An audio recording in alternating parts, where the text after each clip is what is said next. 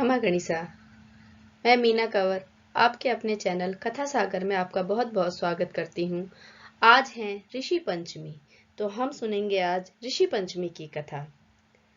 सतयुग में विदर्भ नगरी में शैनजीत नामक राजा हुए थे। वह ऋषियों के समान थे। उन्हीं के राज में एक कृषक सुमित्र था। उसकी पत्नी जयश्री अत्यंत पतिव्रता थी। एक समय वर्षा ऋतु में जब उसकी पत्नी खेतों में कामों में लगी हुई थी तो वह रजस्वला हो गई। उसको रजस्वला होने का पता लग गया, फिर भी वह घर के कामों में लगी रही। कुछ समय बाद वह दोनों स्त्री पुरुष अपनी अपनी आयु भोग कर मोक्ष को प्राप्त हुए। जयश्री तो कुतिया बनी और सुमित्र रजस्वला स्त्री के संपर्क में आने के कारण बैल की योनि मिली। क्योंकि ऋतु दोष के कारण अतिरिक्त इन दोनों का कोई अपराध नहीं था, इसी कारण इन दोनों को अपने पूर्व जन्म का समस्त विवरण याद रहा। वे दोनों कुतिया और बैल के रूप में उसी नगर में अपने बेटे सुचित्र के यहाँ रहने लगे।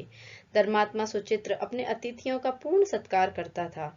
अपने पिता के श्राद्ध के दिन उसने अपने घर ब्राह्मणों को भोजन के लिए नाना प्रकार के भोजन बनवाए। जब उसकी स्त्री किसी काम के लिए रसोई से बाहर गई हुई थी तो एक सर्प ने रसोई की खीर के बर्तन में विष वमन कर दिया। कुतिया के रूप में सुचित्र की माँ कुछ दूर से सब कुछ देख रही थी। पुत्र की बहू के आने पर उसने पुत्र को ब्रह्म हत्या के पाप से बचाने के लिए उस बर्तन में मुंह डाल दिया। सुचित्र की पत्नी चंद्रवर्ती से कुतिया का यह कृत्य देखा न गया और उसने चूल्हे में से जलती लकड़ी निकालकर कुतिया को मारा।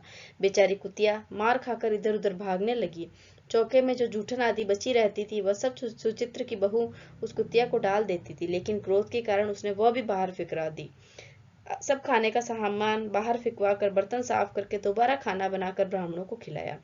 रात्रि के समय भूख से व्याकुल वह कुतिया बैल के रूप में रह रहे अपने पूर्व पति के पास आकर बोली, हे स्वामी, आज तो मैं भूख से मरी जा रही हूँ।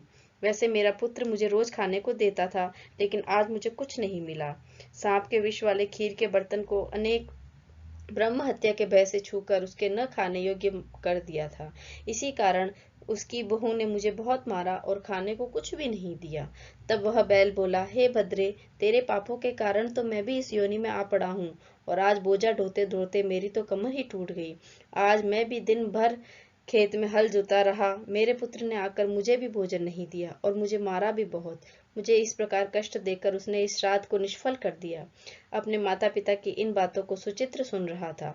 उसने उसी समय दोनों को भरपेट भोजन कराया और फिर उनके दुख से दुखी होकर वन की ओर चला गया।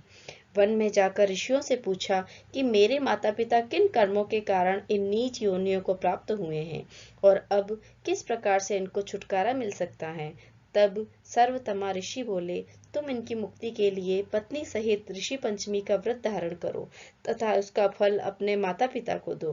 भाद्रपद महीने की शुक्ल पंचमी को मुख शुद्ध करके मध्याह्न में नदी के पवित्र जल में स्नान करना और नए रेशमी कपड़े पहनकर अरुंधति सहित सप्त ऋषियों का पूजन करना।